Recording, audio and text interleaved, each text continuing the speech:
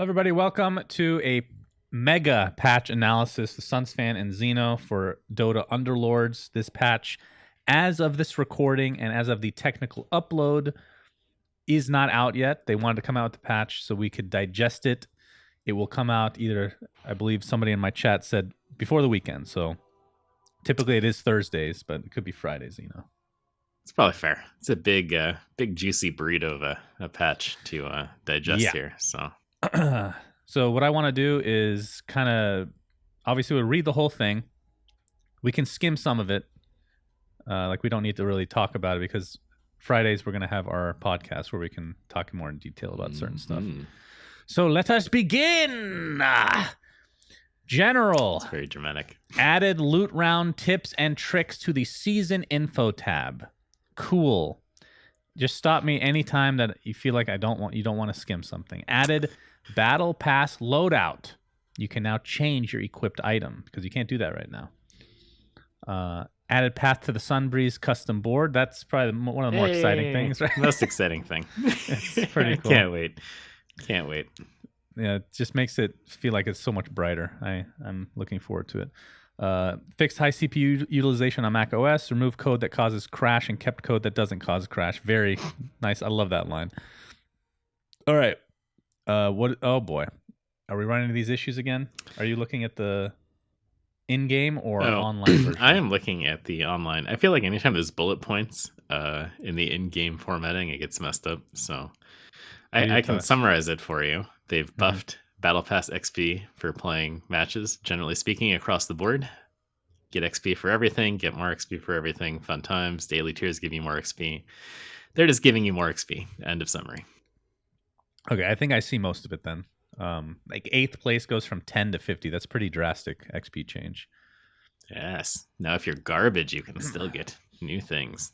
If I miss anything, by the way, just stop me because the formatting is still kind of messed up. All right, we'll do.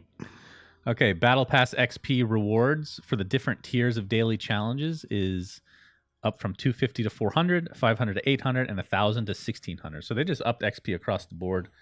The 250 reward, there was one, was that the evasion? It's like the hardest one to get, and it's 250. Yeah. I'm like, I'm not even going to try doing this one.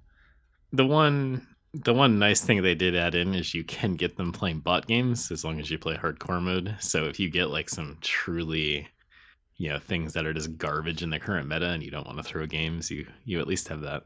Yeah. Mobile, the work continues on increasing performance for iOS and Android and improved battery usage on iOS. Okay, gameplay. Combat persists while some abilities complete their attacks. So I feel like this was said last time. Yeah. Well, they didn't do it. They did it for a few things and not for other things. So It's a continuing step in the right direction. Summons are no longer included in targeting for spells. Oh, thank God. Except for special summons like Arc Warden and Spirit Bear. My God, how many times does fucking Bounty Hunter's the worst culprit, actually. He throws his shit at Veno wards, literally anything that's worthless on the board, he throws it at. I wonder if this also applies to items and abilities or synergies like Warlock, for example, or not, but we'll find out soon. Fixed boxed in assassins not jumping towards their enemies. I didn't even know that was a thing, but okay. Yeah, I've never experienced that. Assassins that have an enemy in their attack range will attack instead of jumping. That's a nerf. It's a nerf with pocket sand and Slark. It's good. Yeah. Change the length of preparation phase for the first 3 rounds from 25 seconds to 15 seconds. Thank God. Early game is so long. Cut out a couple minutes of playtime. It's not a bad thing. Don't target healing disabled units for heals. What does that mean? Who can be actually disabled? I don't know. I don't want to make anything up with that. I feel like that's just they ran into some weird bug or something, and this is just a fix for it. So I don't really know how that matters too much. Somebody in the chat saying BKB. That's potential. If it's like Dota though, they should be able to. I don't know. I guess that's a good Mythbusters. Xeno, can you heal through BKB? I'll targeted heals like Omni Knight specifically. I'm more interested in. There's now a notification when someone completes their win streak. And you won't see heroes from the previous shop whenever you re-roll the shop. So this was an auto chess. that just means on the very next roll, you won't see the same heroes, right? So yes. Okay, so it should increase your chance of getting stuff in theory. You actually want, yeah. All right. Alliance changes. Warlock Alliance now targets the unit with the lowest health percentage, not lowest health value. Thank God. Now, Warlock's already like super good this last patch, and probably I don't see anything that will change that for this patch, but there are so many times where like the Warlock heal would target like the level 1 backline full health Medusa just because its like total HP was still less than whatever, some frontline level 2 Pudge or something like that. Or a Veno Ward. Yeah. Actually, I think they fixed the Veno Ward one. It's the Wolves now. For Lycan. All right. Warlock Alliance Lifesteal changed from 50, 100, 150 to 50, 80, 130. So a definite nerf. I wouldn't say that's I don't think it's that significant. That much, honestly. Yeah, I mean, just based on these changes alone, Warlock should still be very good. There are some things coming up that make them maybe not quite as good, though. Scrappy Alliance changed from armor and HP are doubled if you start a fight with less units than your opponent to armor and HP are doubled whenever you have fewer units alive than your opponent does. This is so much better. Yep. So much better. I know when we first talked about this, it really jumped out as kind of a garbage alliance, and it's turned out to play out that way. They've made a lot of actually interesting changes with the kind of Scrappy Inventor build in general, which we'll kind of get to a little bit down the patch notes, but this is a great change. It's actually useful instead of completely not useful, so I like that a lot. Yeah, this is very cool. Troll Alliance Tier 1 now provides 10% attack speed to all allies. So a buff to trolls, that's pretty nice. You get 2 trolls, and it actually feels like you don't need troll. Nobody wants to use 4 trolls right now because Shaman's pretty bad. So that's good. Knight Alliance nerfed slightly. You get a little bit less damage mitigation at level 3, really. It's just the third perk from 30 to 25. Yeah, this one's, I don't know, like 6 Knights late game in the current meta is not like a lot of times you might want to go with 4 Knights and start throwing in, some tier 5 units. So it's not a huge deal, I don't think, but a little bit of a nerf. All right, so on to hero changes, and for a lot of these, I'm not going to read all the numbers because they usually only change one. So let's just summarize this as they buffed level 3. Yeah, for a lot. For pretty much almost every unit, except for a few that randomly are for absolutely no reason, but we can call those out when we get to them. Those ones we'll go specifically over. So Abaddon attack damage minimum and maximum have changed at level 3 to from 180 to 216 for the minimum, and from 220 to 264. How did they come up with this level 3 number? Is there like some percentage behind this? There must be. I'm sure they just ran something like that. Like honestly, this is basically just nobody wants to go for level 3 units, especially like 3-cost ones. So they're trying to give a little bit of a buff. That's basically it. Photic Shield damage absorption has gone up at level 3 as well by 100, so from 500 to 600. So more buffs there. Arc Warden attack speed changed to be higher the higher level you get. So from a static 0.59 to 0.59, 0.67, 0.77. And his max HP has changed at level 3 from 2200 to 2650. And again, the attack damage minimum and maximum have changed at level 3 alone, from 250 to 300 and 290 to 350 respectively. Yep. Same old. Yeah. Clockwork. All right. This one's more interesting. Armor changed because this was one of the few heroes that the armor scaled, right? I don't know. You looked this up before. Was there any other hero? There might be like 4 or 5 of them. There definitely are other ones. I don't know off the top of my head, but it's not super common. Okay, so armor changed from 579 to 5710. Max HP changed from 700, 1400, 2800 to 800, 1600, 3200. His attack damage minimum has been changed, buffed across the board. But gold cost for the unit is 3. His tier is now 3, both up from 1. Huge difference for Clockwork. This feels well. Let me keep going. Let's finish the hero.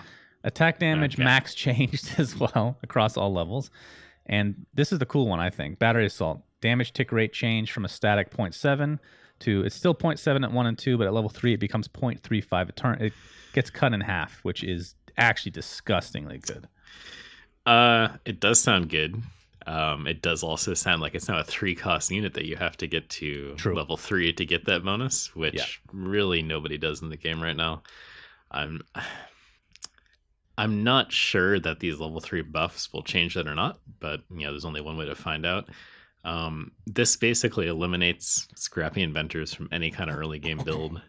There's no more. Well, this is a little bit of a spoiler, but Tinker also is changed to a 3-cost, so it's basically you really lose like those early game Scrappy Inventor buffs. Not that they're used to begin with, so it's an interesting change. I'm not really sure what caused them to go this direction, but it makes it more of an actual regular alliance, though, right? You're not trying to get these super early necessarily.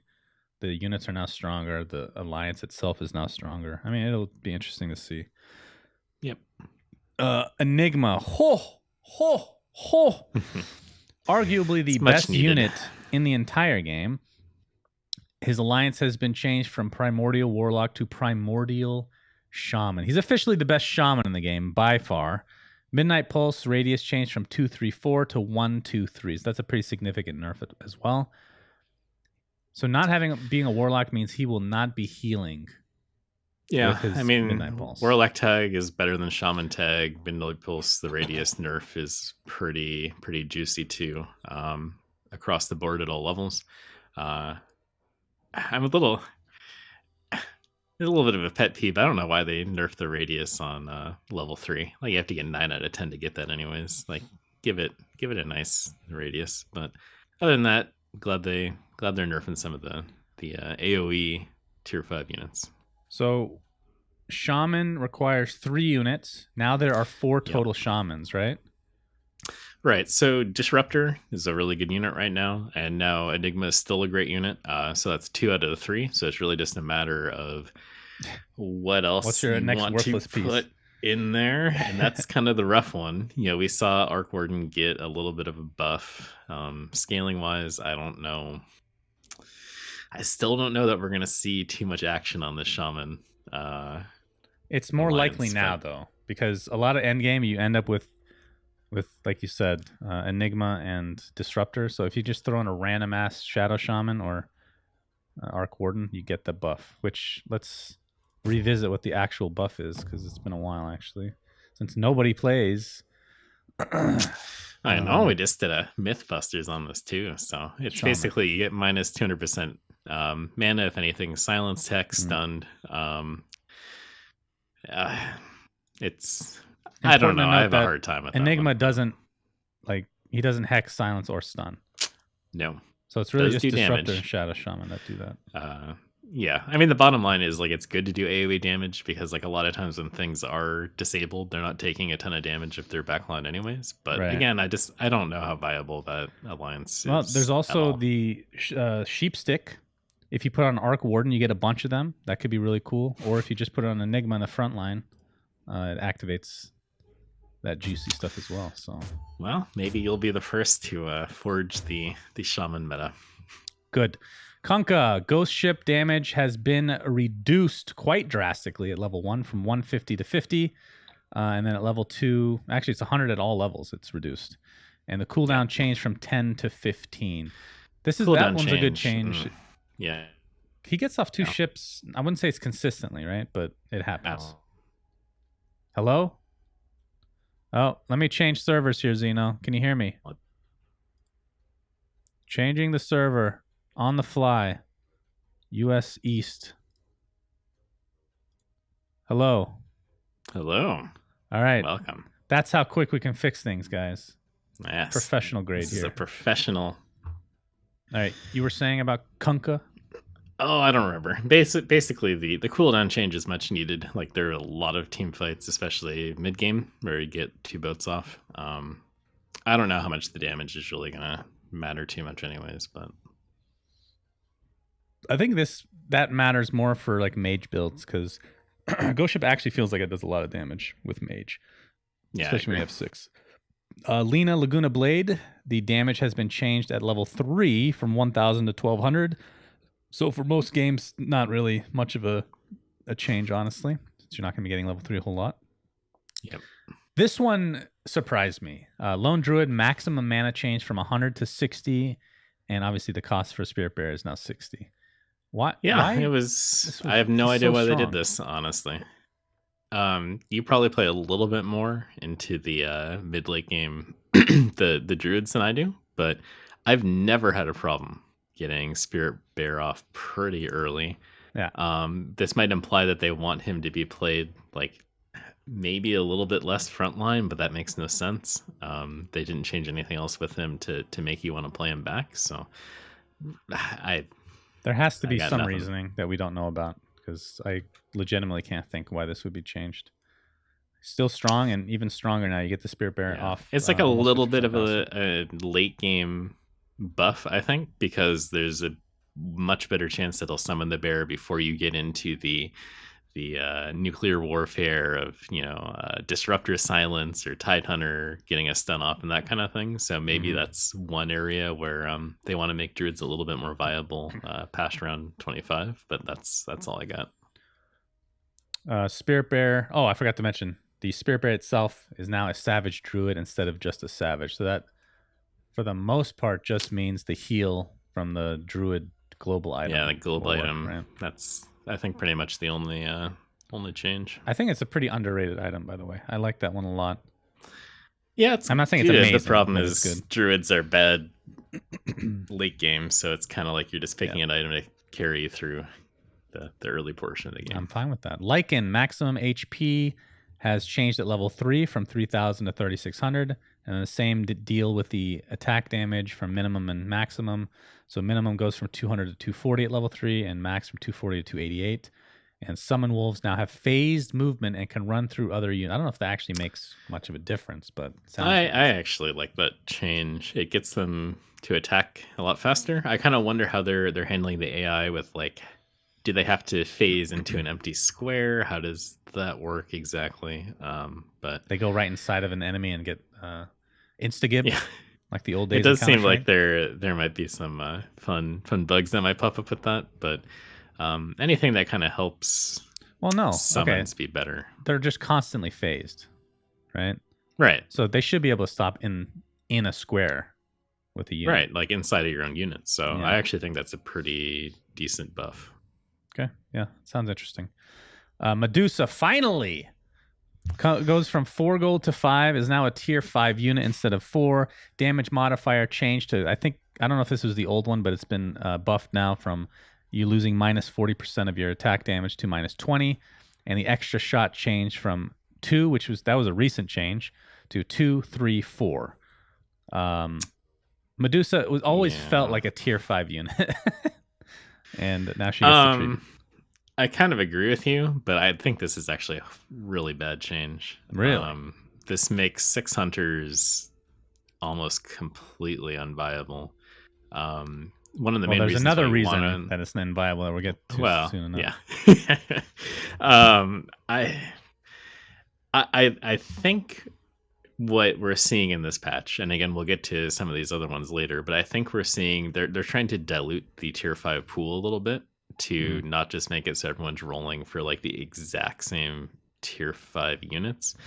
But oh man, like this is brutal, honestly, for and like we're just not seeing that many like major alliances anyways, because that's just not the meta right now. But Medusa is kind of like the cornerstone of hunters, and now you have to find it, and you have to find Tidehunter, and Tidehunter is not great as a tier 1 as a level 1 tier 5 unit. So that's rough. Like that is a rough change, honestly. We'll see. I am so tired of the legendary late game that this makes it feel a little bit better for me, honestly. But this is one of the biggest changes for sure in this patch is Medusa, just alone. Morana, who we've talked, I think did we establish she was the worst 4-cost unit in the game? At least that was my opinion. Yeah, it's up there. I can't think of any. So now her Well, max mana. Well, who comes to no, I mind? was thinking about a different one down this list, but Oh, we okay. can. Max mana changed from 100 to 70. And obviously the mana cost has changed from 100 to 70 as well. And then the attack damage minimum and maximum have changed at all levels. So it's just like a 10 to 11 damage buff at level 1 and just scales up. So Morana is a lot stronger now. And like this is the thing about Morana. When the game first came out, I compared her to Auto Chess. She was really bad in Auto Chess, but it was a 2-cost unit. This is a 4-cost unit, so it felt better in terms of like the unit itself, but it should have been like a 3-cost. I think that's what it was kind of performing at, and a low 3-cost. Now this is more in line, I feel like. I think the attack damage is a nice buff, and then being able to arrow more frequently is good, especially when you get your arrows off earlier. The arrows, as it turns out, you can kill multiple units with it, like if they line up right. It has like a weird sort of AoE to it, Really? where if you're getting the arrows off early, it's like if you like hit like right on a diagonal between like 2 units, if that makes sense, then you kill both of them, or it does damage to both of them. So does it stun both as well? Yeah, if they don't die. So I don't know. I'm interested to kind of play this out a little bit, especially now that Medusa is 5-cost. Like you won't see her, popped in there as a level 1 unit in this kind of like 300 builds as much. So, maybe Morana will be played a little bit more. Okay, that's exciting times for Morana fans out there. Morphling attack speed changed from 0.77 to 0.91. That's a buff. Max mana and, of course, the ability costs have changed 100 to 75. So he'll actually get off waveform, which feels like it's almost never happens a lot of the time. And the cooldown has been reduced by 2 at all levels. So Morphling, who for me felt like a very underwhelming assassin, in theory should feel better here. This will be my hot take on this. I think this is like Morphling seems crazy now. Like that's a lot of additional attack speed. You'll be doing more damage. You'll be getting waveform off right off the bat right away. So I don't know if you remember in auto chess, but like I feel like waveform cooldown was probably lower in that, and then you just ended up not getting focused down as quickly. Like, and then the third thing is you play a lot of assassins, right? But assassins, you're more likely in this current meta to get tier 3 units than like any other build, I think. And so you could have like easily a Morphling level 3 and 4-second cooldown on 75 mana with doing a ton of attack damage with that attack speed. Like, I think that's actually really good, honestly. No, I agree. We'll see. And this is one of those units that just didn't feel that great. Even if he got him to level 3, he was a very low performing level 3 unit. So a lot of times, like I would either leave him off a lot of the assassin builds, depending on what my other heroes I were getting were, or I would just get him to level 2 and literally never pick up any more Morphling because I didn't want to get him to level 3. So now that definitely will change. At least I'll try it to see, but certainly a huge buff for Morphling. So that's nice. Nature's Prophet, Nature's Call, cast animation changed from 1.97 to 1. So just faster. Yeah, I mean, it's pretty significantly faster. So that's nice. I still don't know. I didn't feel like it was that long. Was it really that long? Almost 2 seconds? Well, it was like this weird thing where you had to like turn around and like cast it behind, and then I don't know. Well, Tran's this was just not something, or not Tran, but Prophet's not something you see played ever right now. So yeah, he's he's one of the worst units in the entire game till this patch. But this is the bigger deal, I think. So lesser treants now spawn near Nature's Prophet instead of the corner of the fucking board. Attack speed changed from 0.67 to 0.83, and the max HP has been buffed by 50 at level 1 and then doubles. So it ends up being 100 and then, I guess 100 again at level 3. Yeah. So I nice think buffs. That first bullet point with the spawning change, we've seen this make a huge difference with anything from techies to the Spirit Bear. It really does matter. I actually think that's a pretty nice buff to Prophet just reading this. Yep. I hope he becomes a good unit because like being elusive, an elusive unit, you could we could always use buffs to elusives, I feel like, because that's kind of an underwhelming alliance for the most part. But yeah, good to see. Necrophos, Death Pulse, cooldown changed from 5 to 7.5, a much needed nerf. My god, this unit is literal god tier. Especially if you got, what's that item? The Octarine Essence? Holy shit. Cuts it in half. I mean, it's still going to be disgusting with that, but... With the Warlock changes, it was really good. It was already really good with the tags that it had. Yeah, I mean, that's... like 2.5 extra seconds is actually a pretty big nerf, I honestly think. So it's going to be interesting to see how that plays out, because that really slows things down for that second heal. Yeah, that'll be a big nerf. Omni Knight max H. So this is the level 3 treatment again. We're going to be going over max HP changed at level 3 from 2800 to 3360. That's why I'm really bothered by these numbers. I want to know why they're so specific, you know? I mean, we could just like generally summarize as everything else is the same. Level 3 goes up. Yeah. Okay. We can skip it then if you really want to, Xeno. Attack damage max and min is what that applies to. Heal from purification, though, has gone up at level 3 as well. For some reason, I thought it was going to be a level 2 one as well. So it goes from 600 to 720, which... that is pretty ginormous. And I actually have gotten Omni Knight to level 3 a few times. Not super uncommon. Really? Yeah. Wow. It's not bad. If you have like a Radiance or something, Frontline Knights, I mean, it's a pretty good one to get a level 3 on. PA. Is this a level 3 one as well? Looks like it. Yep. So attack damage, min, and max have been buffed. This one's is actually a nerf. Wait. No, it's wrong. Not. Coup de grace.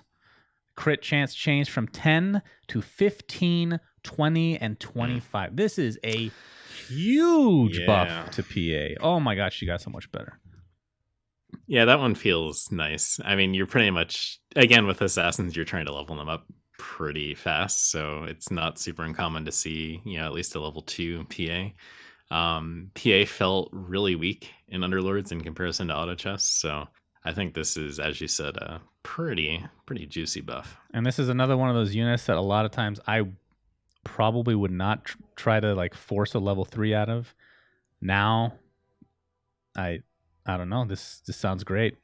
I mean, Morphling, Slark, and PA are my top 3 level 3 units now for Assassins based on these changes. Yeah. A couple of Assassins got, nice buffs, as you said. Even Quap, a little bit down the list there. Spoilers. Don't spoil! Puck maximum mana changed, and the illusory orb mana costs have changed from 100 to 60. So Puck, a relatively underwhelming unit. It's great for dragon synergy, and I like phase shift. Like, you can actually put her in front, and she'll just dodge like the first...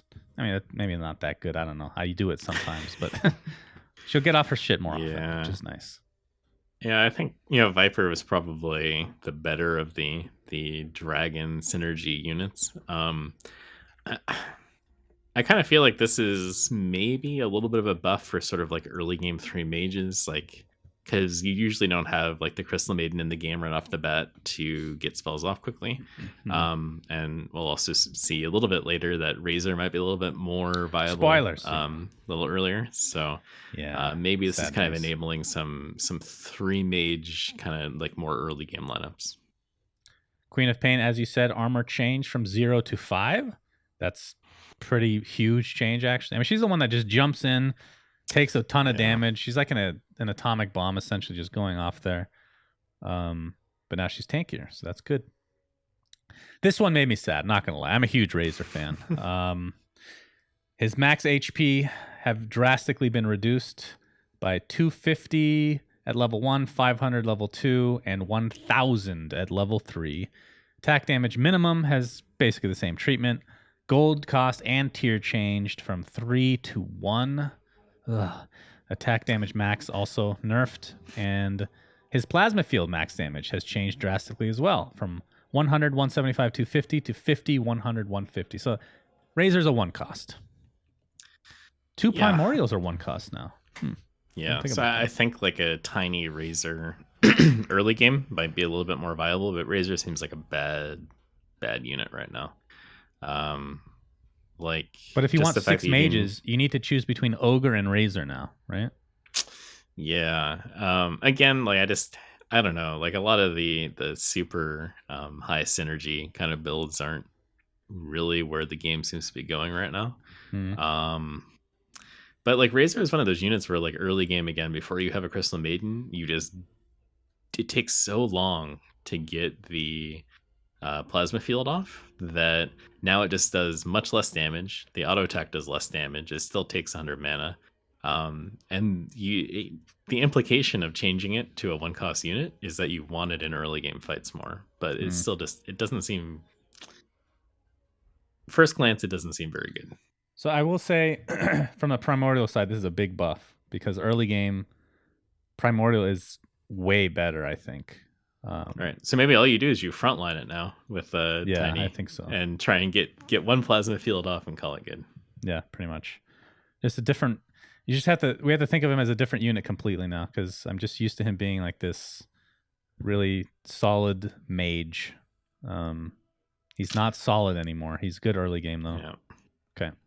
Sand King, my boy. Max HP has been increased at all levels pretty drastically. Attack damage, min and max have been buffed respectively.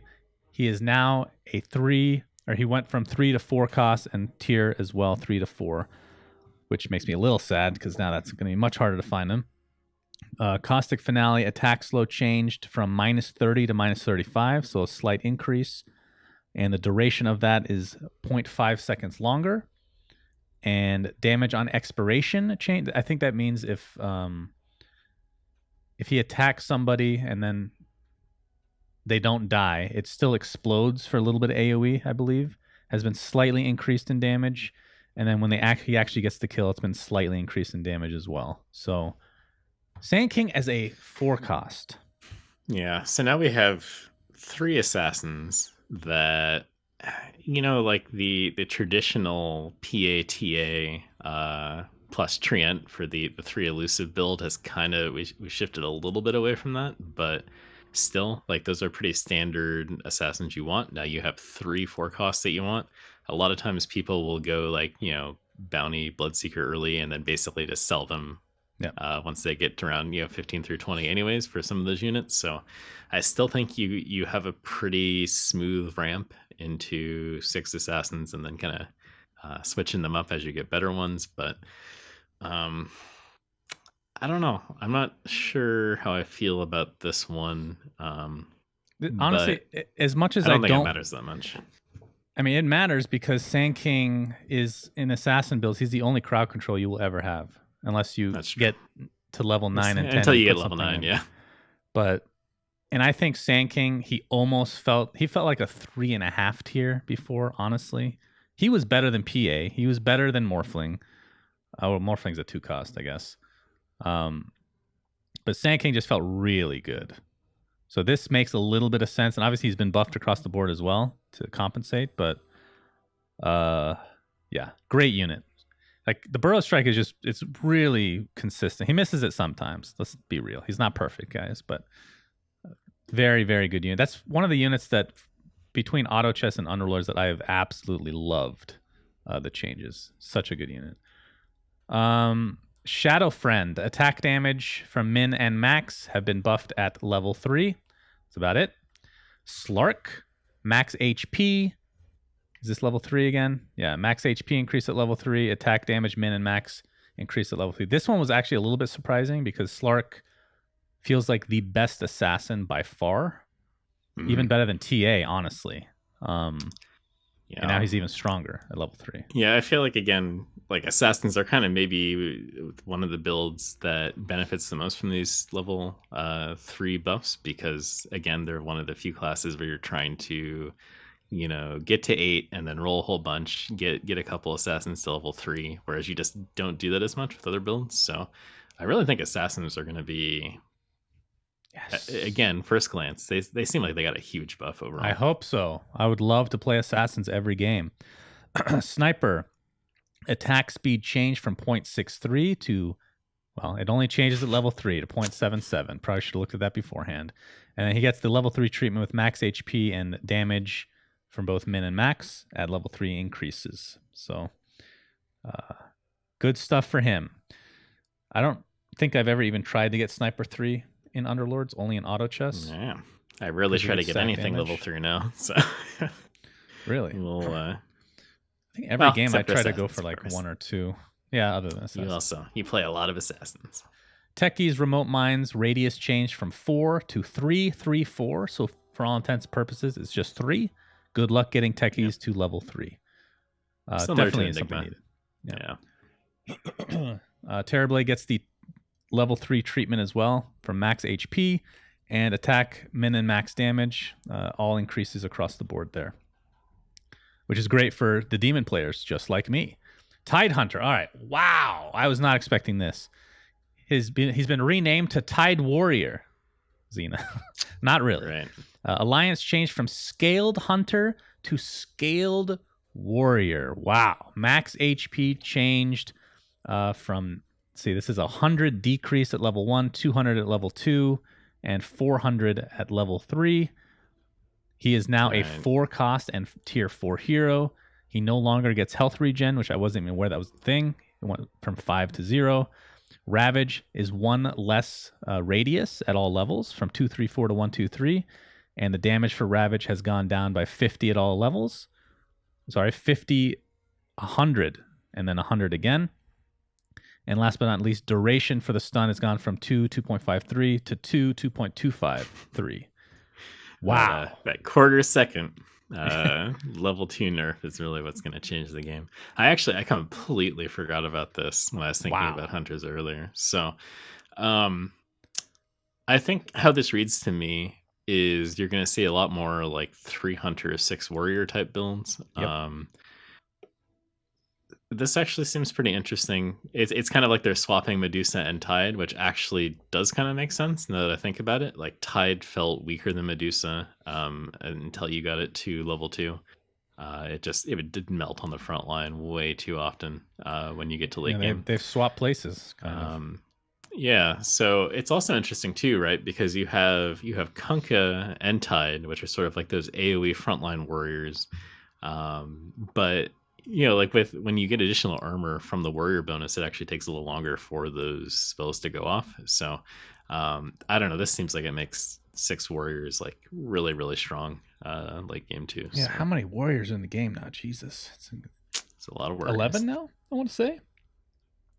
There's the 9 buff, but wasn't there 10 warriors before? All right, we're checking. I've been having this thing where stuff really bothers me when I can't think of something, so I have to look it up, and I can't do anything until that actually occurs. Yeah, I've been keeping the website open just in case the in-game client misses something. So this is all you.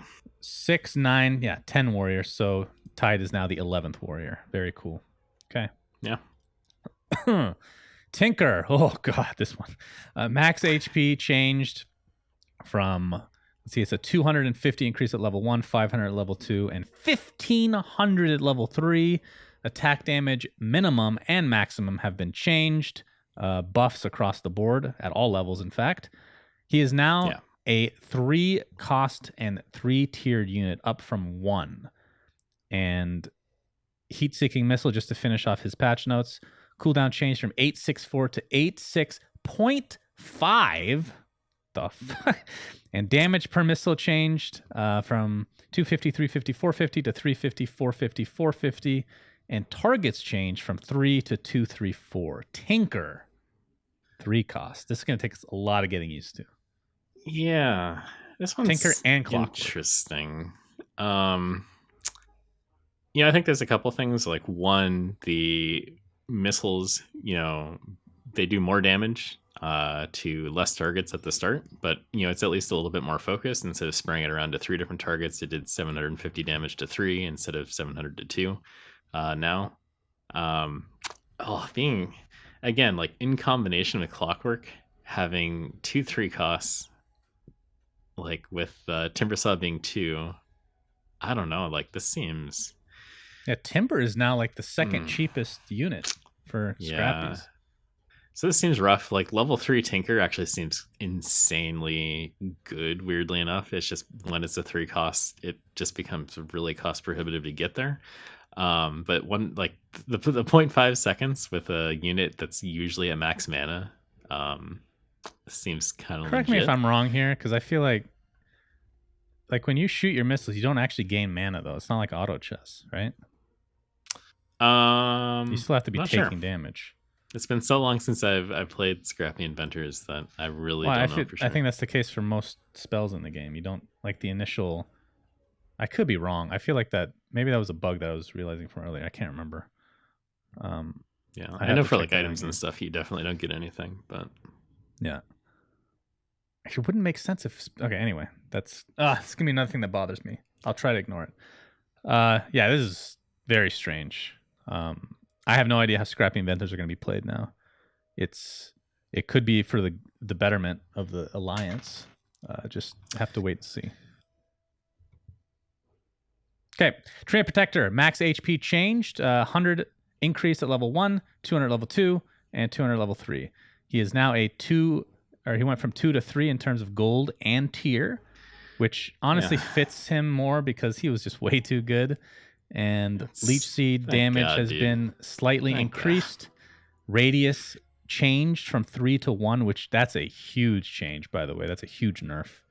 Yep. And it also expires when the target dies. So Leech Seed got pretty giant nerfs. A little bit surprised they nerfed him this hard while changing him to a 3-cost unit. Druids were broken, like completely broken early game to the point where, well, whatever. We don't need to get into a conversation about the current meta, but like Enchantress now became like literally top pick just because getting Enchantress 2 Treant 1 like won you the first 15 rounds, or at least did a pretty good job of it. So really good change. I almost wonder if this is too hard of a nerf, but maybe now we'll see maybe Prophet come into it. It's like that's what I was thinking. A poor person's spirit bear, kind of thing with Lone Druid. It's sort of like Lone Druid now, right? It spawns something right next to it, takes some damage. We'll see. So Druids now have a 1, 2, 3, and 4 cost unit. They just need the 5. Maybe next patch.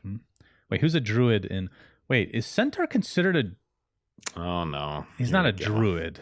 But here we go with your Centaur. What's a Druid in Dota that's not in the game? What can you consider a Druid? I don't know, like something like Wisp, I think is kind of Druidy, right?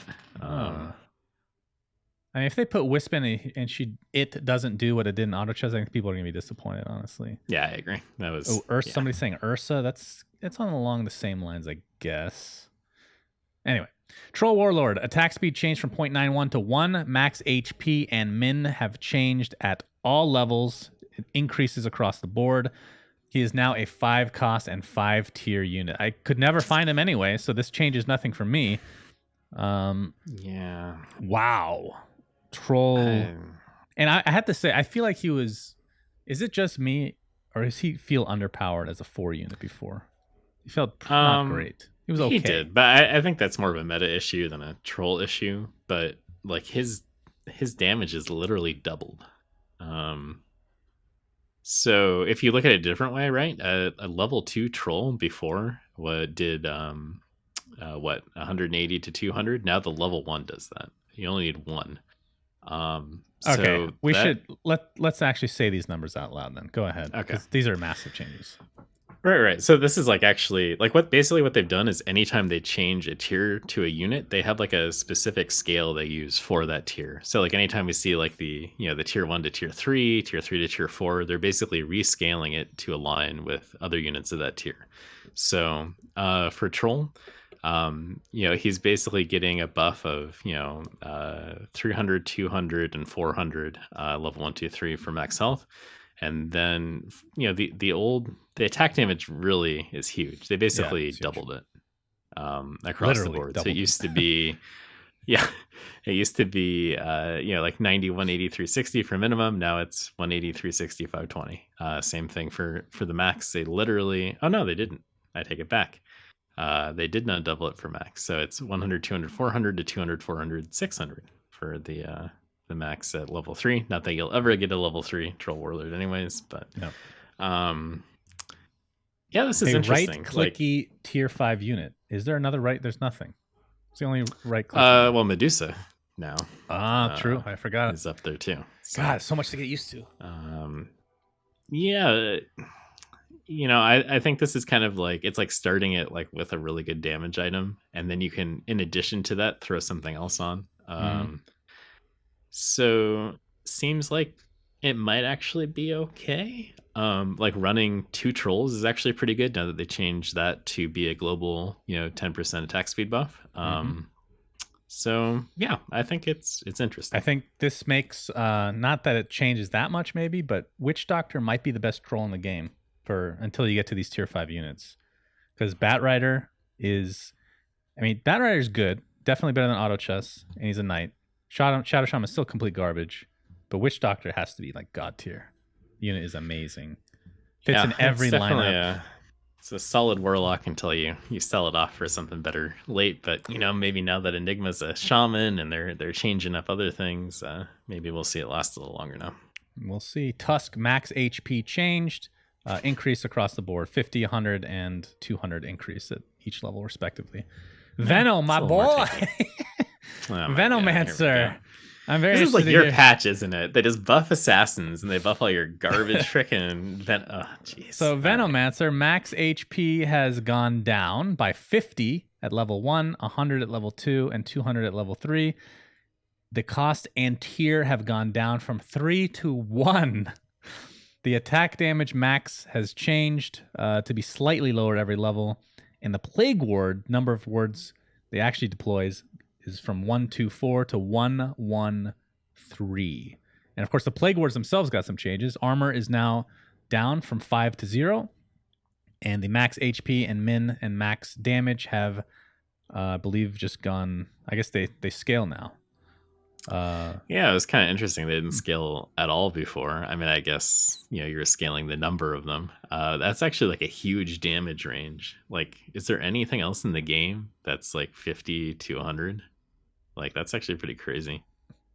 Yeah, considering how many you would be getting at level 3, respectively, or for that specific. Right, like even like the range, right? You could do a 50 damage or 100 damage attack. It would be how I read that before. So, what do you think? You're the Venomancer fanboy of the two of us. So. As much as I love Venomancer, he all of Underlords. He wasn't very good before as a 3 cost. I think he still had a couple bugs that they could have. Maybe they're still in the game. I don't know. But they put him down to level 1, and he feels strong because they barely changed the stats. If you think about it, like look at what they changed. This is going from 3 to 1, and the stats are barely any different. That has to mean he's good. And he's a Warlock. I think if you can get some like Summoning Stone early, seems crazy with like Venomancer. Maybe even now that Prophet's got a buff, like I think that runs over people early game. Savage, but it's on its way up. Yeah, we'll see how this plays out. I'm still not a huge Venomancer fan. Having what's the other 1 cost Warlock? It's Mr. Warlock, right? Yep. Bloodbound's still kind of useless, so I don't know. We'll see. You're just a hater. Veno's great. Mark my words. Viper, max HP. This is the level 3 treatment, I assume. Yeah, he's just got buffs at level 3 from every perspective. Windrunner, aka Wind Ranger. Is this level 3 as well? No, actually. This is so funny to me. What? That they decided to nerf this unit. Yes. Like, they did make it 2 cost, right? Yes. But I really wonder, specifically with like the power shot damage. Like, I mean, I guess Wind Ranger is actually pretty good. I take this back, actually. I was gonna say Wind Ranger is there's only 2 hunters now that are level 2. That's Beastmaster and actually pretty decent. Yeah. So I think this is a buff to hunters. I think this helps get 3 hunters up pretty early. Like the standard thing would be you would get, Drow's such a good early game unit. Then you might get like a Beastmaster or something like that. And then it would be between Wind Ranger and Sniper for what you would throw in early. And you're basically just praying for that early game Medusa, which now obviously you're not going to get. Yeah. Yeah, I think this makes it, because now you can get like a 2-star Wind Ranger and not feel horrible about it. And I think this is actually pretty good. So maybe nice little buff for early game hunters. Yeah, and her HP didn't change at all other than level 3. Yeah. So she feels like almost the same unit, other than Power Shot getting a huge nerf in terms of damage from 400, 600, 800 to 200, 400, 600. But aside from that, it feels like the same unit, just one cost less. So I like it. I like the variation in hunters now. It's a huge change, and excited to see everything. All right, items. All right. Alliance item rework. My lord. Through. Yeah, these are the crazy changes, I think. Alliance items no longer have an inherent tier and are in their own alliance category. At the start of every game, alliance items are randomly assigned a tier, 1, 2, or 3, and then are mixed into the item pool and awarded as normal.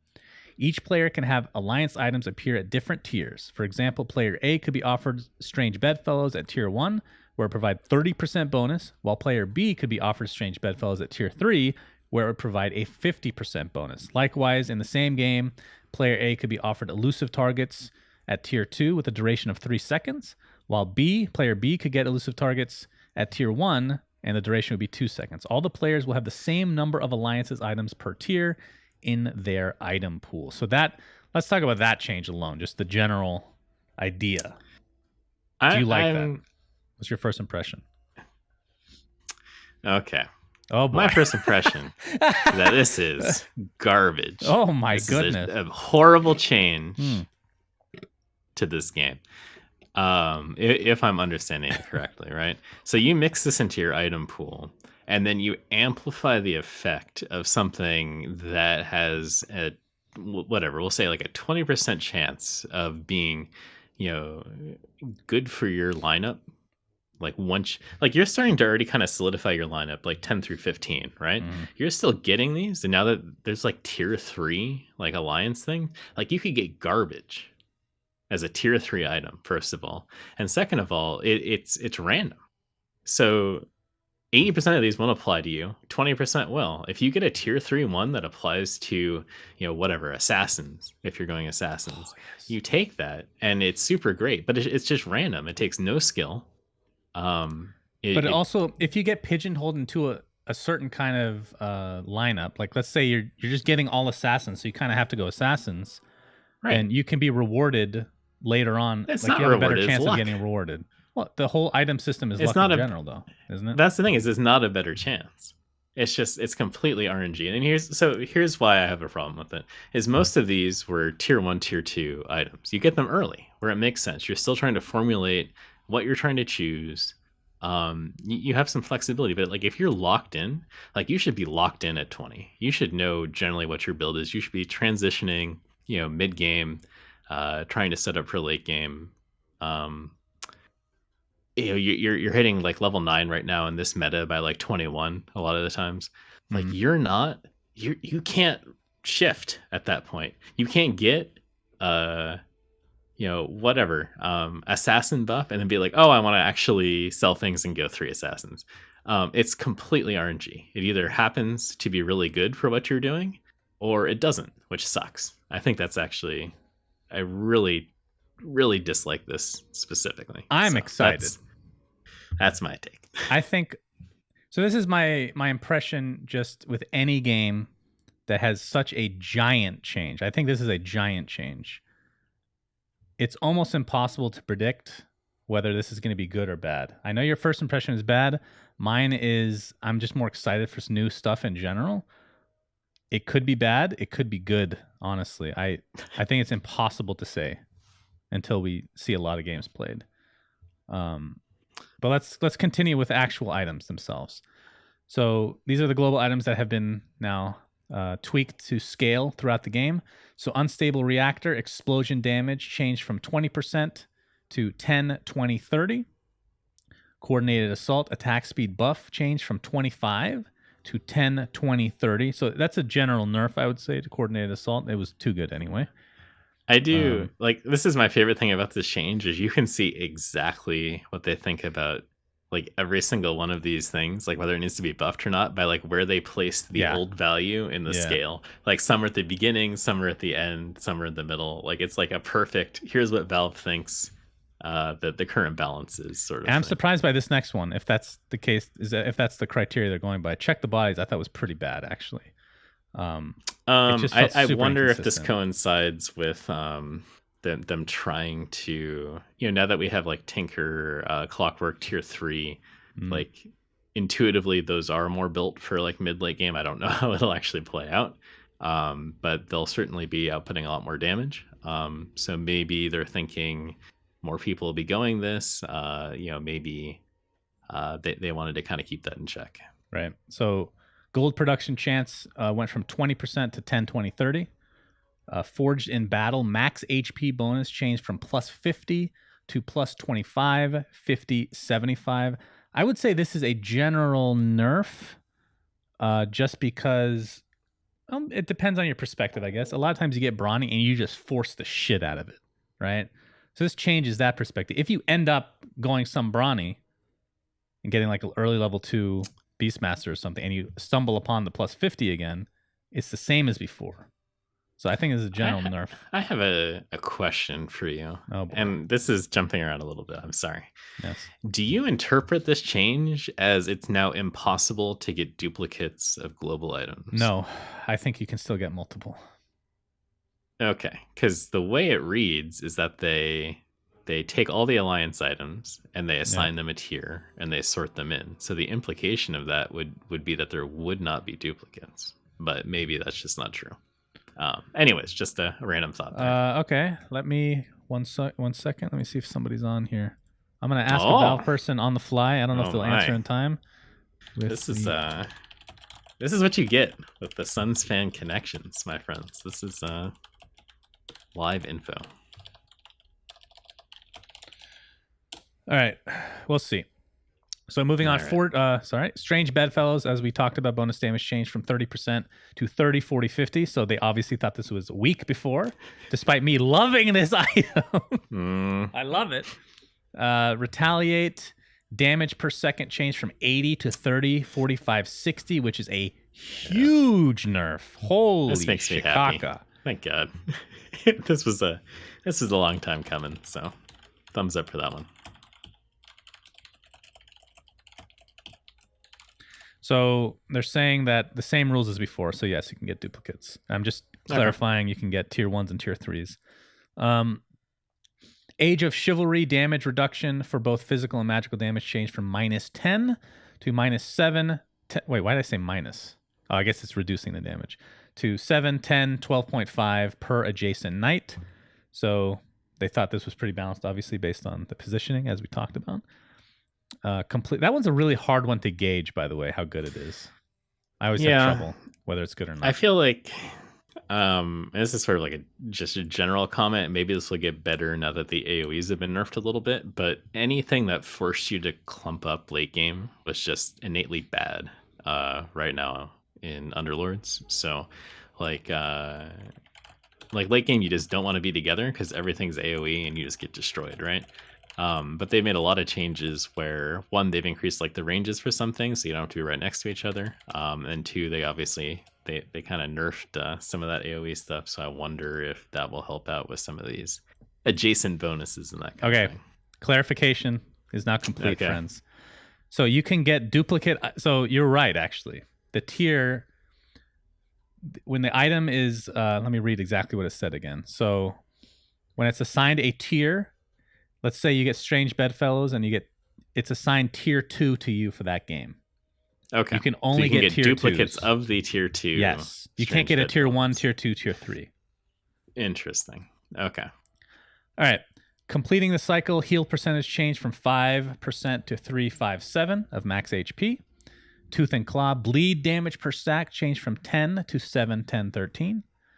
Unstoppable invulnerability duration changed from 2 to 1, 2, 3. God, the 1 feels really bad on this one. A little really bad. Like, again, Unstoppable I think is not like an amazing item necessarily, but it's really good for Kunkka. 1 extra second might not be enough, especially if you get silenced. The 2 seconds was super nice. we'll see. I based on just my initial reaction, I don't think I would ever pick up tier 1 of Unstoppable. Right. I just think like, and I completely agree with you. I just wonder if they scaled it in any other way, like 2, 3, 4, like 4 seconds seems insane. True. Especially if you can somehow like stack them together or something like that. Yeah. So. Okay, Wicked, and I mean, it was pretty funny before getting like 2 of these Unstoppables and having like a Doom just beat the shit out of somebody for free for 4 seconds. Wicked Intent. So this is like quickly catapulted to like a god tier item because Warlocks have been unstoppable, and so many people are going Heartless. Heal prevention percentage changed from 25% to 10, 15, 25% per Heartless unit. So because you can get tier 1s, I feel like this is because this was a tier 3, I believe, before. So tier 3 hasn't actually changed, right? So it's still just as powerful in theory. Yeah. So this also just like, and this is kind of weird because we're kind of like thinking this through in real time, right? But for changes like this, where it's like the default was the maximum new thing, like it's still sort of like a nerf where you can still get some advantage out of it. Like if you happen to roll tier 1 or tier 2 on this, and this definitely needed a little bit of a nerf. And like also like obviously if you get it tier 1, like it's not that big of a deal because like I think it's a buff against maybe like those early game Druid lineups maybe, like if you can pick it up early and stop some of that, but like 10% heal, does that matter? I don't know. This one per Heartless. So if you go 6 Heartless, my friend, you still get 60%. Oh, right, but you don't have that early game anyways. So. Right. I mean, I really like this item. I don't know. It's hard to tell how much changes. It is amazing right now, just to be clear. Like it is really good in the current meta. And it damages. It still feels like a little bit. If you go under, if you go in the negatives, it damages. Yes. That's so crazy. God, I love this. This item is like makes me feel. I cannot tell you how good it feels when you go for the 6 undead, that is 6 Heartless with Fall from Grace, and then you stumble upon Wicked Intent. It's like, all right, good game, everybody. It's been nice knowing you.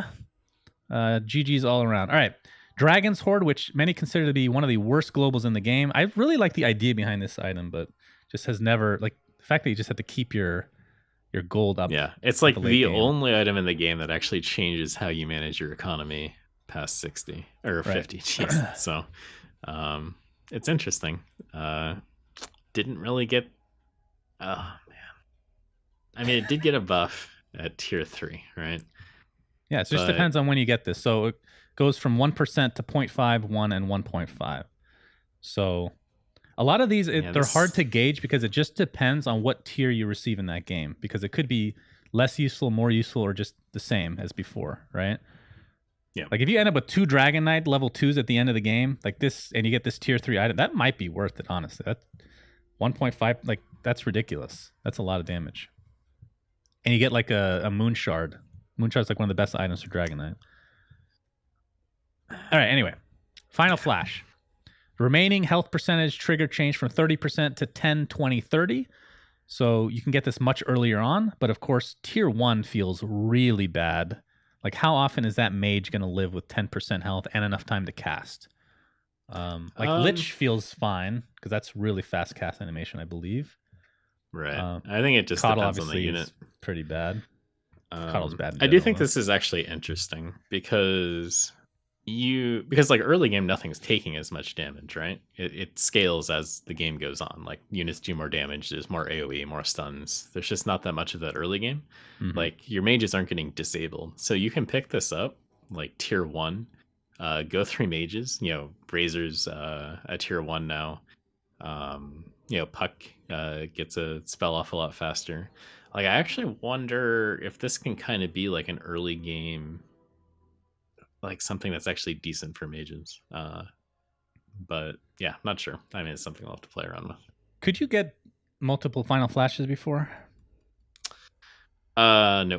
I've never seen it. Not as far as this was like the one item I'd never remember seeing a second version of.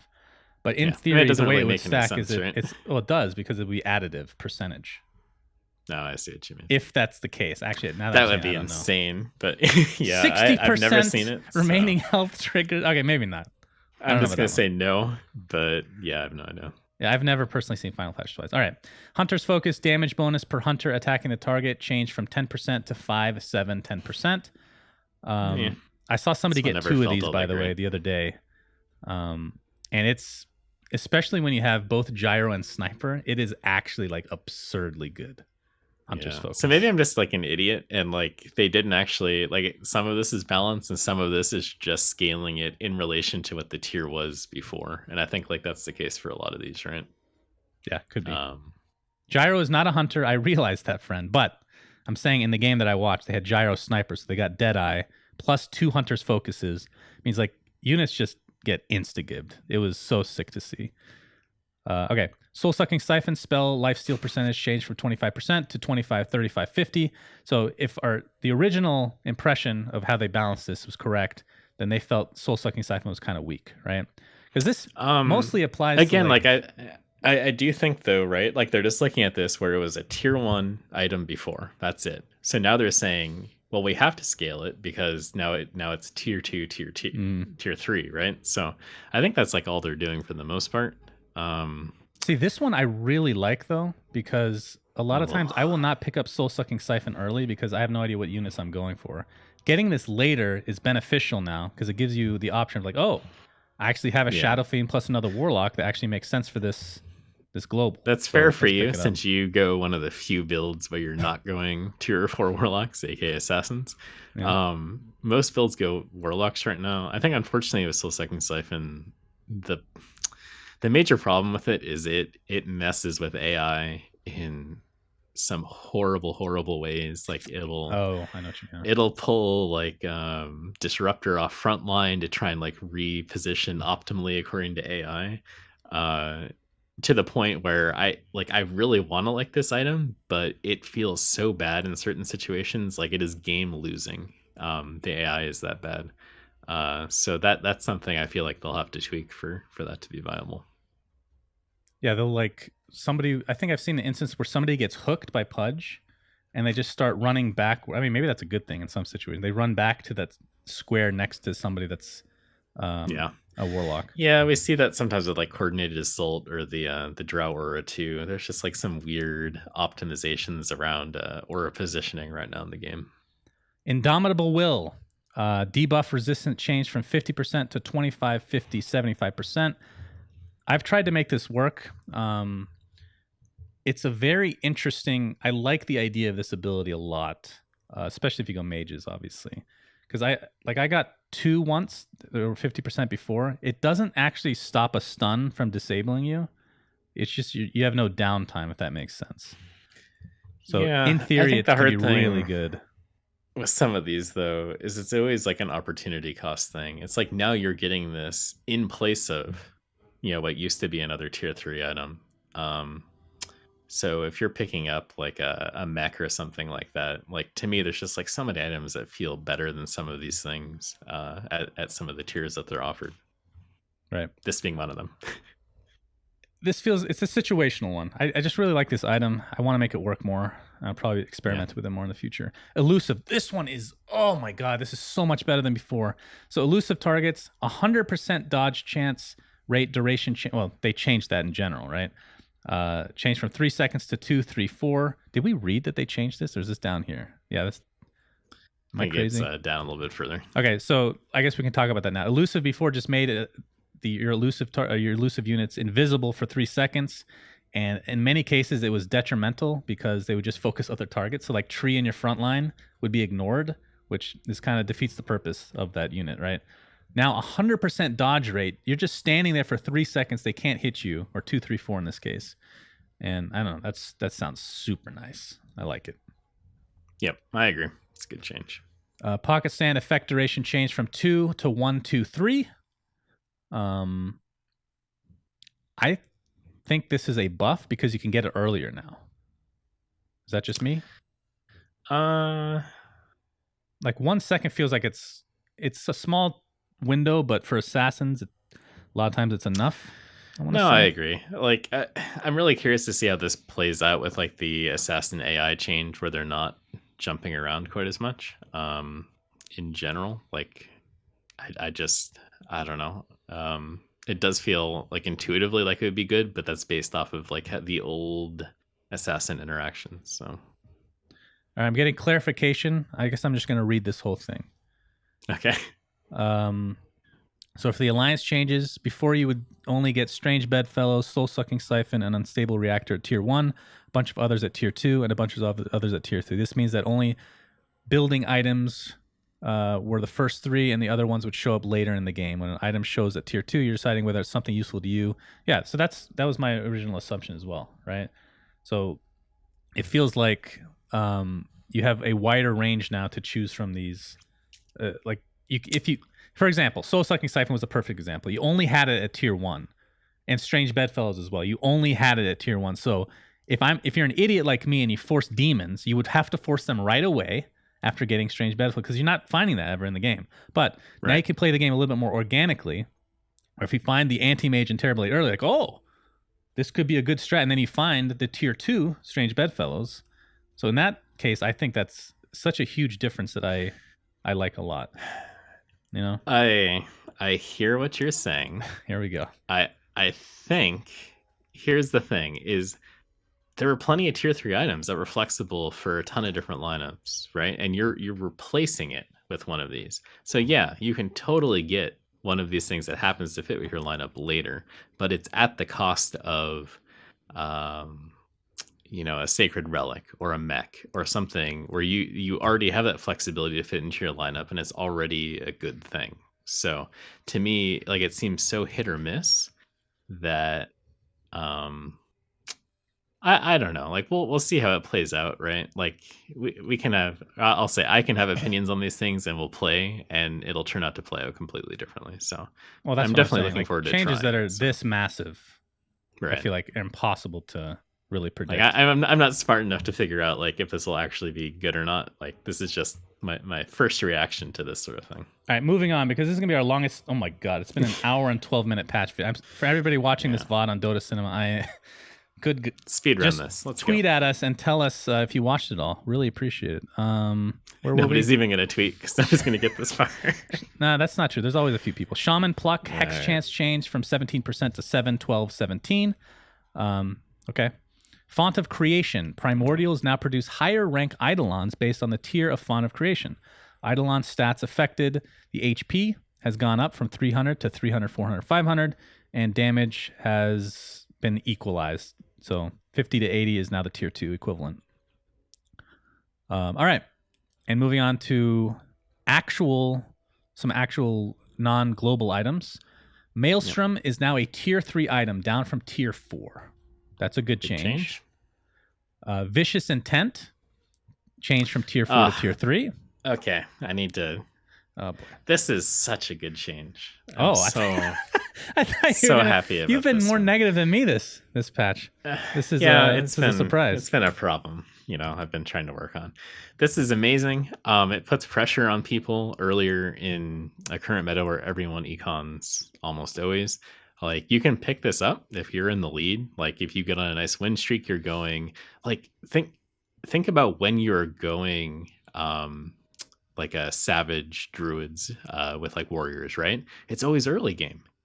So if you hit this before you make a transition and you're in the lead, you can put so much pressure on all these people that are like, yeah, I can survive till 21 and get to 9. All of a sudden, they're taking 20, 25 damage from all those summons. Like, it's that so means good. Your mid-game lineups that typically fall off late game can now just win you the game because of this item, right? Yeah. And again, it's just a way to apply like actual pressure at a different point in the game. It's not, I don't know. I really like this first glance. I think this is something I was thinking about for a long time. It just feels like a really good change. A+. I agree. Force Staff changed from a tier 3 to a tier 2 item. Still kind of unsure. It's fun. Yeah, still unsure about this item, honestly. I feel like it's situationally good, but it's just usually not. At least it's not noticeable how good it is. I don't know. Font of Creation, Eidolon, we've already talked about that. Or did we? Max HP from 240 to 300. Okay, so just an increase in HP.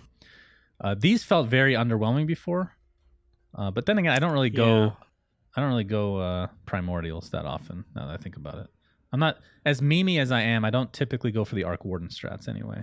So as much as like there is a little bit of a late game nerf to some of those AoE spells, like summons just get wiped late game, and the times where you'd have primordials would be, you know, like an Enigma or something like that. But outside of that, like you just don't see them that often, unless we're gonna see like the emergence of an Arc Warden coming up. Yeah, we'll see. Radiance tier changed from 4 to 5. This was a god tier item, and it still is, just tier 5 now. Silver Lining you can only have one, and charges start at 1. Still, based on the changes, I've noticed it help a little bit, but I feel like you only take it when you just don't have really many other options available to you. It's better than nothing. The problem is the play that it rewards is basically bad play. So but they did nerf the amount of gold you get for losing streaks, so this in theory helps that, right? That kind of literally mitigates it in some cases. I don't know, it's tough to say. Daedalus crit multiplier changed from 235 to 200, and the damage changed from 80 to 70.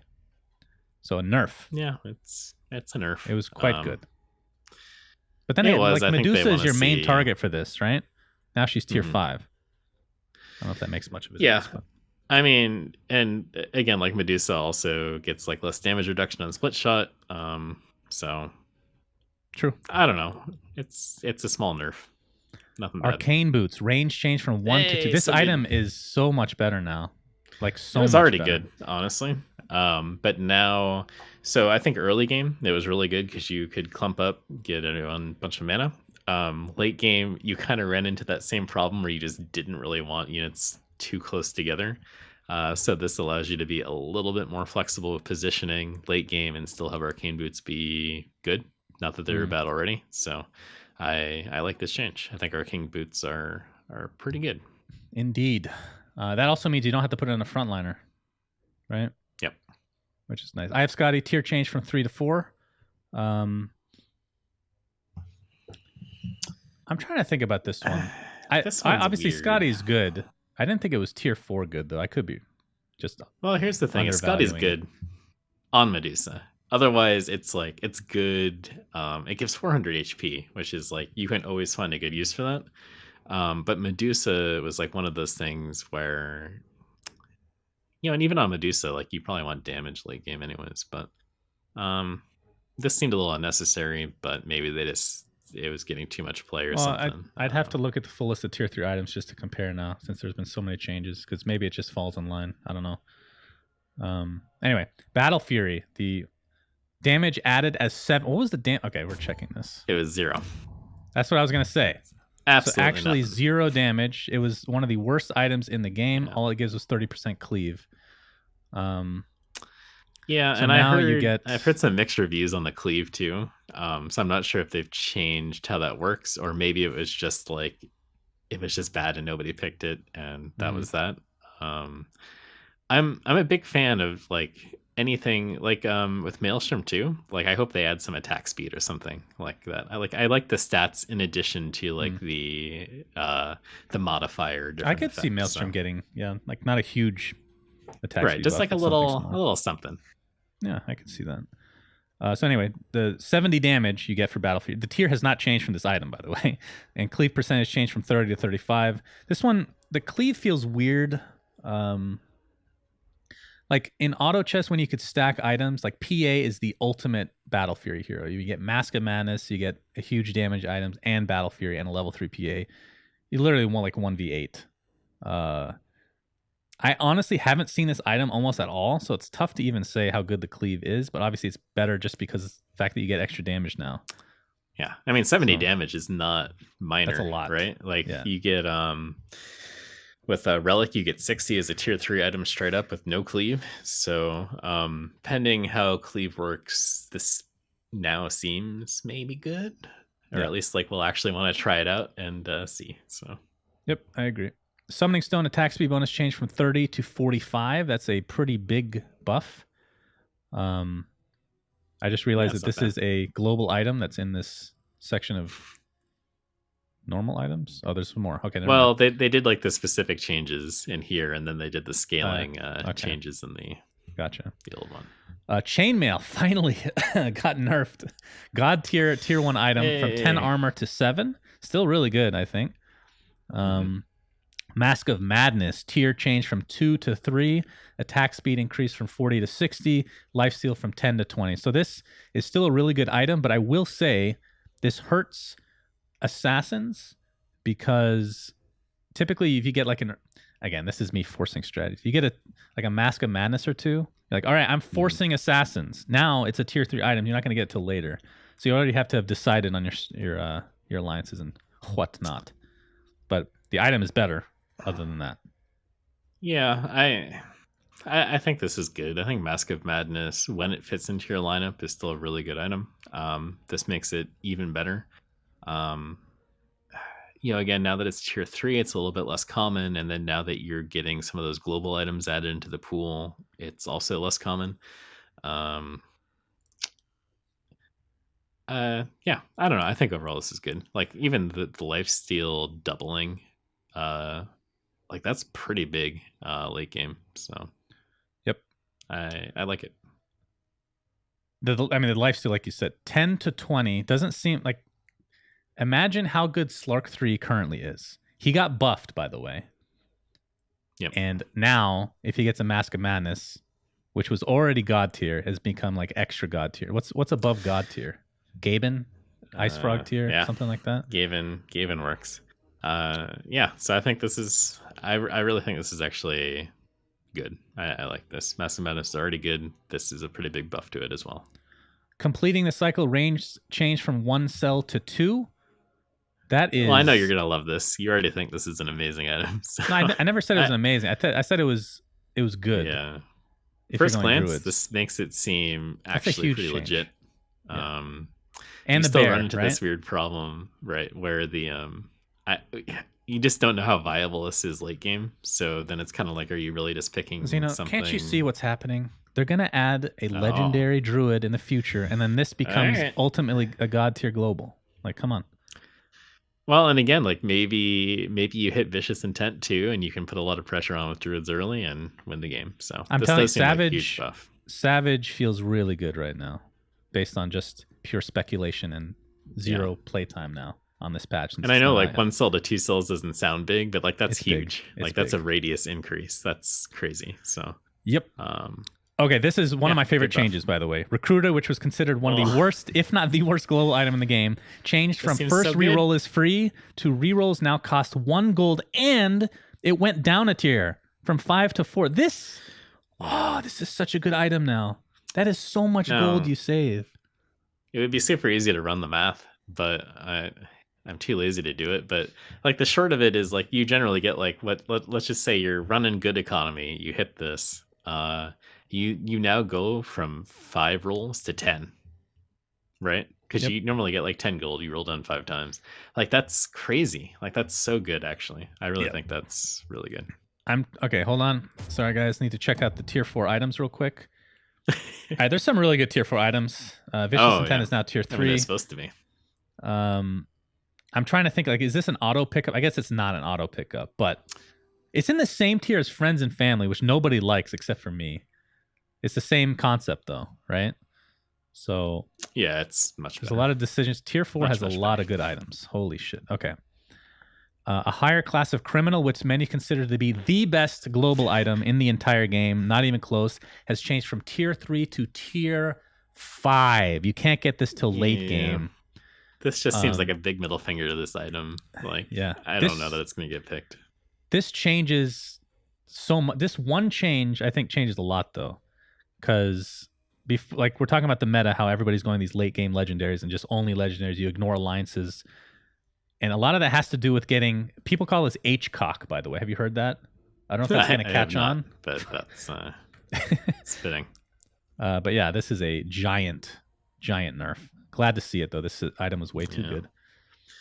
Yeah, not only was it way too good, but it just like it's again one of those things where it just RNG hands someone at least like a top 3 finish. Like if your economy is going, you get this item. You cannot finish worse than like 3rd place. It's so good right now. And I had to get this clarified, and maybe this is common knowledge, but when you're level 10 with this item, it actually works and increases to level 11, essentially, what the odds are. Yes. At least that's what I've been told, which, that is pretty absurd. Anyway, the last item, Shaman Pluck, ignores magic immune enemies. Oh, so if a BKB target, they just won't get... I guess that makes sense. I'm surprised I didn't do that before. I guess that's more of a bug change, if anything else. Okay. The last section in this ridiculous patch. Oh my god. This feels like one of those like major Dota patches. Yeah. Loot rounds. Losing to a neutral creep wave no longer removes 2 options from your item choices. Now, when you lose, losing to a neutral creep wave results in being offered rewards from the previous creep wave's tier. Losing to the first creep wave has no penalty. Here is an interesting strategy. I know what you probably know what I'm going to say. I know what you're going to say. Let's say you're going Assassins. This is just a random example. You get a tier 1 Assassin Pocket Sands. You want another chance of getting that. This is a terrible strategy. Don't try this at home. But if you lose on purpose, you have another chance to get another Pocket Sands. Is this a legitimate strategy or am I crazy? I was thinking the same thing. It's probably bad. It's probably really bad. I mean, it probably really depends on the probabilities, right? Like just I mean, that's not great. What the chances are for each level 1 slot of actually getting that item. Like if it's actually decent, I wonder if it's actually not that bad. Like because one, if you've already gotten it once, you already know it's in the pool, and you know it's generally like a thing you want to go. Like, I mean, assassins are something you can force anyways. So if it's like a build you're pretty confident you can go, that's not like super in the meta, and you're not gonna have like 4 other people going it. Right. I really wonder if that is something fun you can do. Something to try. So losing to the first creep wave has no penalty. So am I reading that right? That there's literally no reason to put out a unit now?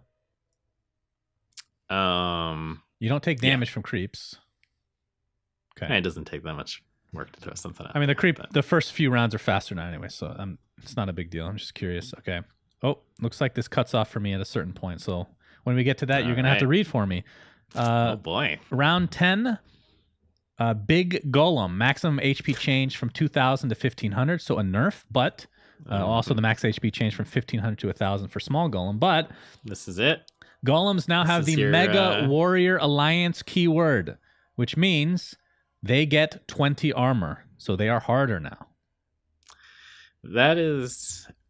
And again, it's so hard to intuitively judge that, but 20 armor seems insane. Like, if you imagine how much the Chainmail did, like, when you're attacking, those first, like, rounds 4 through 9 or whatever, when you're attacking somebody at Chainmail, you're just doing nothing. This is double that. And, armor doesn't scale, like, in a linear fashion, I don't believe, but... this is kind of what you've always been talking about, like wanting, like, what's something that mages are really good at? Like, you want different kind of like more dynamic creep rounds where it has different strengths and weaknesses. This is basically what they did across the board, I think. There's some cool things here. There's some things that seem a little interesting that we'll get to a little bit further. But spoiler, the creeps are harder in general now, right? Yes. Other than like the first 3 waves. They all get different abilities, basically. Yeah. Round 15, Big Wolf. Attack damage change from 100 to 200 to 200 to 250, so that's an increase. The armor change from 10 to 5, that's a decrease. Max HP change from 2,500 to 2,000, decrease.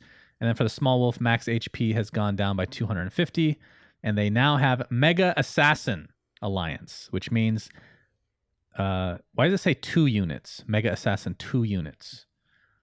Because there's more than 2 wolves. Just means you have to have 2 in. Well, it's the big one and the small one, right? Okay, so as long as 2 are alive, or just the beginning, like a normal alliance? I think it's just a normal alliance, honestly. Okay, so that's kind of irrelevant. Maybe that means they're doing something in the future. Anyway, Mega Assassins have a 25% chance to crit for 300% damage. Holy shit. Yeah. think this just makes positioning matter a little bit more on those rounds. You know, Wolf round is always the one where you had to shuffle things anyways, but this is like if you mess that up and they get a couple crits on your back line, it's a little trouble for you. So all right. Round 20 is when it starts to cut off for me, Xeno, so it's all you, buddy. Try to all right. Do it in your nice narrating voice and round nice ASMR 20. voice. There you go. So round 20 is tomato and potato. Armor changed from 0 to 25 for tomato, and potato magic resistance changed from 0 to 50. So you kind of have to pick what you're targeting with which kind of units. And then the more exciting thing is now they have the Mega Bloodbound Alliance keyword. This means that whenever one dies, the other one gets 500% damage. So that can get interesting. Like a lot of these creep rounds in general, like you really want to make sure like you win if you can disable them. Like as long as you're interrupting their attacks, like you're fine, right?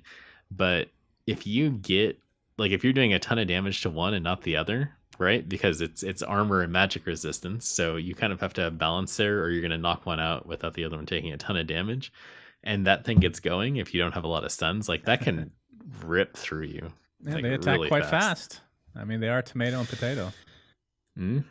Round 25. It's the old Wild Wings, and basically attack damage is up, and they now have the Mega Elusive. All right, you've already failed. They're down. Their attack they're down. Oh no! By I should actually read these things when I'm saying it. They are down a lot.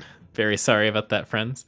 So just for example, from 500 to 700 to 300 to 500 for the larger one, and for the hatchling, it's 400 to 650 to 200 to 450. So completely wrong on that. Substantial decrease in damage. However, they now have evasion, 75% evasion, in fact, which is a lot.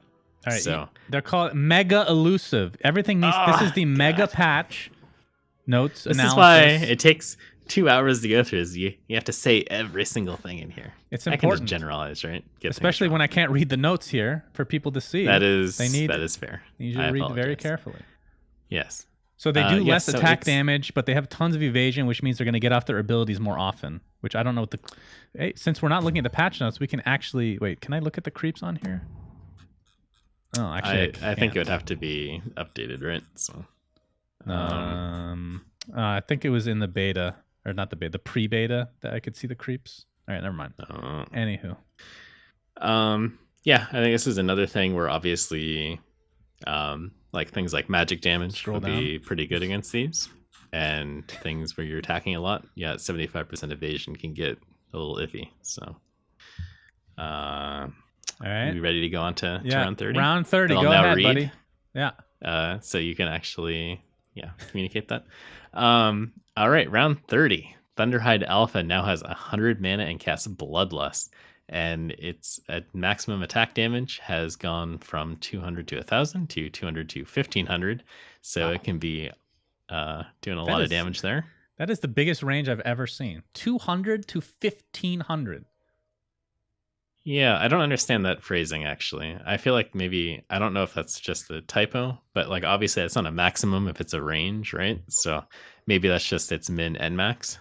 So its maximum is just increased a lot. I'm an idiot. So it's just saying the minimum is the same and the maximum is increased by 500. So I don't know if there is a minimum for, because that is a huge range. I think that's just the range of their attack. Yeah. In general. I don't know if neutrals have minimum attack. Yep, I agree. And the Thunderhide, the smaller one, not the alpha, has 100 mana, also casts Bloodlust, and its attack damage max has basically also been upped. So these have the Mega Warlock Alliance keyword, and whenever they cast a spell, aka that Bloodlust we just talked about, they form a link, and basically it works like the Warlock bonus, except you get 200% of damage dealt as a heal there. So that's a lot, and now we've seen they can do a lot of damage. So I'm actually curious to see how hard that is, because that actually feels like a hard fight now. Yeah, Thunderhide Alpha. Yeah, so that's a lot of heal. That should be interesting. Yeah. And I think in general, like we might just see people losing a lot more of these. But we'll see. So round 40 is our trolls. Wait, did you skip Black Dragon? Oh my god, I did. All right, I'm All taking over. Round 35. Thank you. Round 35, Black Dragon. Black Dragon splash now deals 100% splash damage. What did it deal before? It did splash before. It definitely did splash. I just don't know how much. All right, so whatever it was, it's now 100%.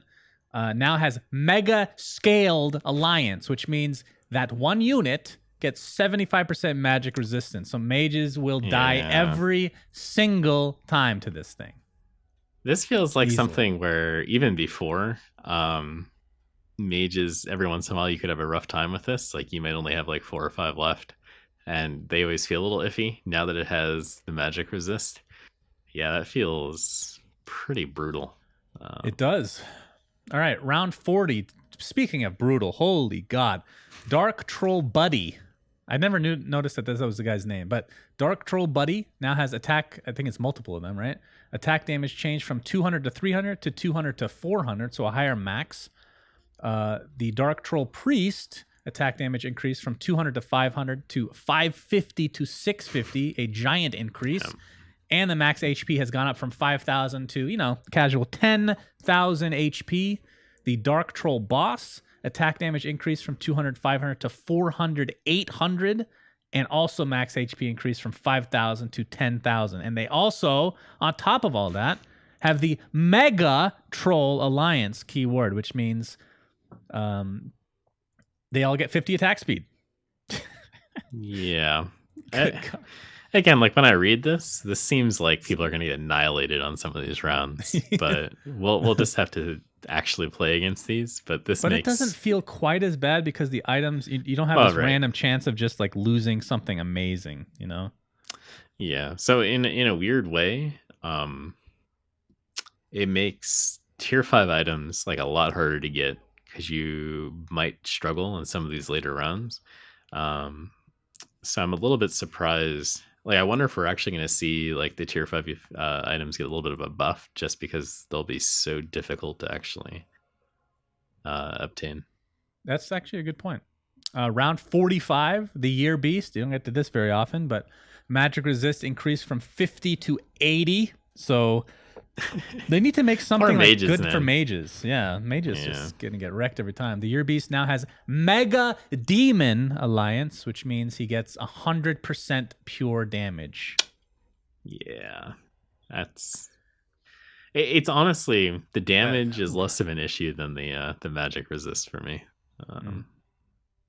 It seems a little weird to have 35 and 45 as very anti. And if you thought mages were going to get wrecked late game by these units, well, round 50, Roshan attack damage changed from 500 to 1,500 to 750 to 1,500, so the minimum has gone up by 250. The attack speed changed from 0.5 to 0.67, and Roshan is now spell immune. Mages! Mages! I mean, I don't feel like anyone gets to round 50 anyways, so it's not that big of a deal, but... yeah, I don't know. I think like the late game meta is so AoE magic heavy, generally speaking, that it sort of makes sense. But can you scroll down? We can't see the text. Sure, guys. Here you go. Bottom of the page. Ta-da! All right, that is the end of the. Oh my God! All right, I was expecting this to be long, but an hour and 40 minutes. Holy Jesus, that is. Yeah. Oh, late for me on a weeknight, so I apologize for all the reading errors, but it's a big one. Hey, you are on the East Coast too, so you disgust me with your time zone. All right, general quick impressions before we wrap up. As we wrap up, it's a ton of changes. There are some I'm excited about, some that first glance maybe not so excited about, but just because there's so much going on, like, and I feel like we've said this with like a lot of patches, but. It's so hard to get a feel for how these all interact with each other. So overall, I'm just excited to play what feels like it's almost like a new game at this point with all the changes they made. Yep, I agree. I think a lot of this is going to be very hard to predict, like you said. I'm trying to find stuff that I actually didn't like, and I don't know if there's anything other than just the uncertainty of like Tinker and Clockwork and the whole Scrappy Inventor. That's just kind of just a big unknown, but it wasn't really that good before anyway, since the latest changes were made. So I guess I'm excited to see if that gets a little bit better potentially. I'm very excited for Veno level 1, though. So, you know. Very excited for the new map finally being or new chessboard, whatever they call it, added into the game. Vicious Intent is an amazing change. It's one of my favorite changes in this whole patch. A little bit iffy on the global items, but we'll see how it plays out. Other than that, I don't know. I'm really excited about all the changes. It's a huge balance change. It's a huge change to the fundamentals of the game. It's going to be a fun one. I agree. And for those that, I guess this is mostly for stream viewers, but if you're a VOD watcher and you didn't listen to the beginning, but you listened to the end somehow, not sure how that's possible, but this patch, as of this recording, is not out yet. I think in their tweet they said before the weekend, so either tomorrow, aka Thursday, which is today for a lot of you, or Friday. That feels like hopefully Thursday, but things might go wrong, so maybe Friday. Agreed. All right, so that is the end of the patch analysis with me and Zeno. Thanks for watching, guys. Again, if you guys watch this whole thing, bless your little hearts. Please tweet at Zeno. This poor guy. Come on. Yeah. I made him change his Twitter the profile, because it was just awful before. Just had to give him you were very upset with me. You know? Yeah. I'm done with the video. It's fine. Thanks for the update. All right, until next time, guys. Suns fan and Zeno signing out. Goodbye. So he wasn't done with the video. This is the addendum to the video. If you guys remember, my girlfriend came in the room and started screaming at me, telling me that stuff had changed, and I ignored her, which, you know, just goes to show you should never ignore your girlfriends. They seem to know better than you most of the time, whether you want to believe that or not. So apparently, some things were not released in the initial patch update. Surprise. Change log. So we're going to go through the few things that were added. So the first thing is Bloodbound. Extra damage change from plus 100% to plus 125. Okay. Yeah, it's whatever. I have a question for you, actually. Yes. What? And I know we're trying to get through this fast, but you know it's late. I'm half asleep anyways. Why not? What would you think about making Bloodseeker Bloodbound instead of human? I feel like, I don't know. Just change something up. That's all I gotta say. Let's move on. I'd be fine. I mean, I would miss the Knight Assassin build where you get to have human silence with Bloodseeker, but other than that, you won't miss it too much. Heartless, also he's good with Fall from Grace because he's a human. Heartless Alliance changed from -5, -10, -20 to -5, -10, -15. Okay, that's maybe not a huge change. That's a pretty big change, though. That's a little bit of a nerf probably needed. 6. Yeah, 6 did feel like almost close to top 3 every time. Primordial Alliance now has a 10% chance to disarm ranged attackers for 4 seconds. Wow. First glance, that feels amazing. Like, just throwing this out there, that's really, really good. What's the percent of Primordial in general? Oh my god, why are you asking me these questions? I'm checking. 30% for melee attackers. Okay, so it's 1/3, but honestly, like, just the fact that you have that opportunity, like 4 seconds is crazy. Like, imagine your like early game like Drow just being out of the fight for like half the fight, or like later game like Medusa, like Gyro, like that feels pretty darn good. Yeah, I love this change. That makes Primordials like Tiny level 1, Morphling 2. Who's changed to 1 again? Razor. So we talked about Tiny Razor at the beginning of the game. Like, Primordial is legitimately good now in early game, like more so than usual. So that's nice to see. Look at the Scrappy Alliance. Why? Scrappy Alliance more sense now, huh? Now takes 2 units per level down from 3, so it's 2, 4, 6. So for the first threshold, a random Scrappy unit is granted 9 armor and HP regen. That's the same as before, I believe. Level 2, all Scrappy units are granted 9 armor, 8 HP regen. Holy shit, that's nice. Level 3, all allies are granted 9 armor and 8 HP regeneration. So that's the same as before. Armor and HP are doubled if you start the fight with less units than your opponent, and is changed to... sorry, that was what it was before, which was weird, right? And it's now changed. Armor and HP are doubled whenever you have fewer units alive than your opponent does, which is a terrific change. I like this a lot. That feels really good. Yeah, I like this. This makes more sense now, right? Sense. Yeah. We literally ended the video like the Scrappy Alliance one was the kind of the one we didn't quite understand. Yeah. Okay. So this is probably why they're changing it up. Is like they don't want you just getting out of control with the Scrappy Alliance right off the bat. Yeah. This seems like a lot of fun. This actually makes me kind of excited to try out kind of some Scrappy Inventor type lineups. Seems good. Okay, Hero, Sand King. I thought we read Sand King. Yeah, we read all this. We did?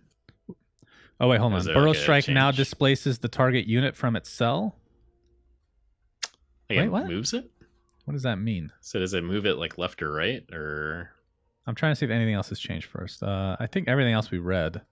Burrow Strike now displaces the target unit from its cell. Yeah, I don't know what that means, honestly. Does that mean it can't be targeted or something while it's stunned? It's like some. That's not, I mean, so I guess first and foremost, but let's just assume that Burrow Strike is, a targeted spell that goes, in a line from Sand King to the target.